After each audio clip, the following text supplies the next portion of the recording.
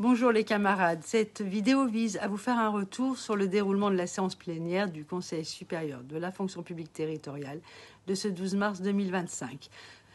Enfin, il aura fallu 4 années pour que le rapport assistante familiale, assistante maternelle soit adopté par le Conseil supérieur de la fonction publique territoriale. Pourtant, c'est un sujet primordial pour nos collègues et pour le service public de la protection de l'enfance et de l'accueil des jeunes enfants. Malgré l'absence des représentants de l'ADF, à l'ensemble des travaux préparatoires, la CGT, à l'initiative de ce rapport, ne peut que se féliciter de son adoption à une très large majorité. Ce rapport contient 37 préconisations. Il s'agit là d'un véritable socle revendicatif fort qui vise notamment à réduire les inégalités entre les personnels et qui permettra aux syndicats d'engager dès à présent des négociations locales. La mise en œuvre de ces préconisations doit permettre d'améliorer la rémunération, les conditions de travail, l'accès à la formation et la reconnaissance professionnelle des agents. Vous trouverez l'intégralité du rapport et les contributions de la CGT sur notre site internet.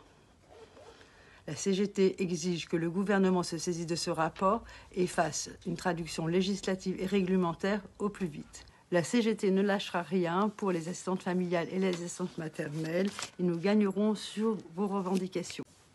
Dans un second temps, nous avons vu le projet de décret indemnitaire. Ce décret modifiant les régimes indemnitaires dans la fonction publique territoriale vise à harmoniser l'homologie entre les corps de l'État et les grades de la fonction publique territoriale. La CGT a rappelé son opposition au principe des régimes indemnitaires et sa volonté de les voir intégrés dans le traitement. La CGT a déposé un amendement visant à assurer la transparence des délibérations. La CGT revendique la revalorisation de toutes les grilles indiciaires et l'augmentation significative du point d'indice à hauteur de 6 €.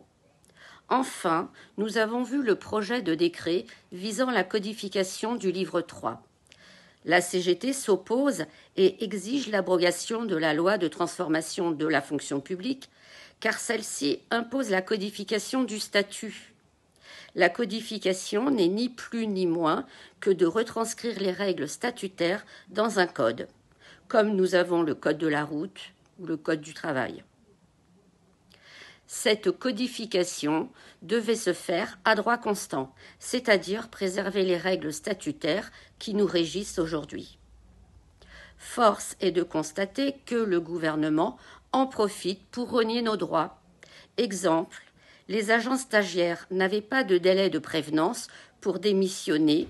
Or, là, le gouvernement impose un délai d'1 mois au prétexte d'harmoniser les règles entre les 3 versions de la fonction publique.